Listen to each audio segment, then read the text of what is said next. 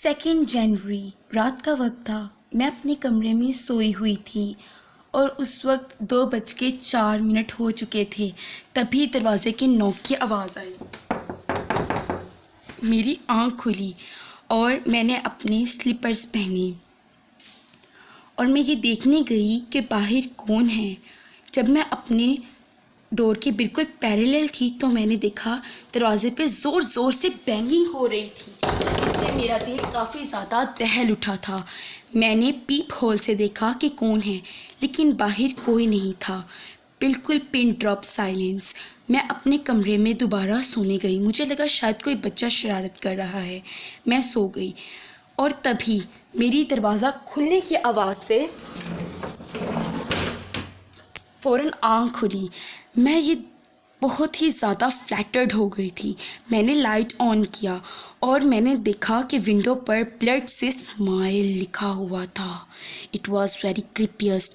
मैंने पुलिस को फ़ोन करने के लिए अपना फ़ोन जैसे ही उठाया तो मैंने देखा अननोन नंबर से एक मैसेज मुझे आया जिसमें लिखा था I told you to smile. मैं ये देख के डर गई। मैं अपनी नेबर सारा के पास गई ताकि वो मुझे शेल्टर प्रोवाइड कर सके। उसने मुझे अपने घर में लिया। उसके घर में सिर्फ वो और उसके हस्बैंड रहते थे। उसने फ़ौरन ही पुलिस को कॉल किया और जैसी क्रिपियस थिंग्स मेरे साथ हुई वो उन्हें बताई। पुलिस ने मेरे घर में इन्वेस्टिगेट किया और उन्होंने आकर मुझे बताया। उन्होंने कहा ऐसा कुछ नहीं हुआ जैसे आपने कहा। ना तो कोई मैसेज था ब्लड से लिखा हुआ विंडो पर, और जो मेरे फ़ोन में अननोन नंबर से मैसेज आया था वो भी डिलीट हो चुका था। मुझे समझ नहीं आ रहा था कि मैं क्या करूं। उन्होंने कहा कि आप रेस्ट करें, शायद थकावट की वजह से आपको ऐसे वाइब्स आ रही हैं, आप सो जाइए। अगले दिन मैंने अपने बेड के बिल्कुल ही पैरेलल एक वीडियो कैमरा लगा दिया था ताकि रात को जो भी अनोइंग थिंग्स मेरे साथ हो रही थी वो दोबारा ना हो, और अगर ऐसा हो तो मुझे फ़ौरन इन्फॉर्म हो जाए। रात हो चुकी थी और मैं चैन की नींद सो चुकी थी। और तभी अगले दिन सुबह हुई और मैंने अपने वीडियो कैमरा को अपने लैपटॉप के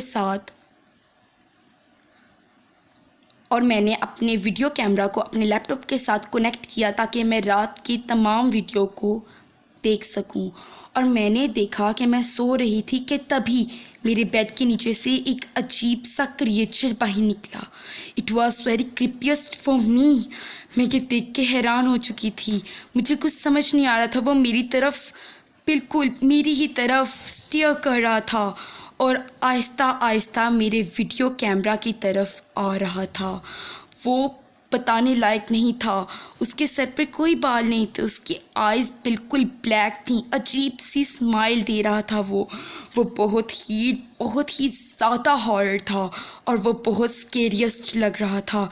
मुझे लगा कि मैं अब नहीं बचूंगी। मुझे बहुत डर लग रहा था। मुझे कुछ समझ नहीं आ रहा था कि मुझे क्या रिस्पॉन्स करना चाहिए, कैसा रिस्पॉन्स करूं मैं। और वो उसके बाद बेड के नीचे दोबारा चला गया।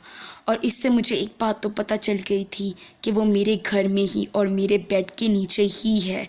मैं बहुत ज़्यादा डर चुकी थी। I was totally scared for this incident. मुझे कुछ समझ नहीं आ रहा था मैं क्या करूं। वो मेरे बेड के नीचे था।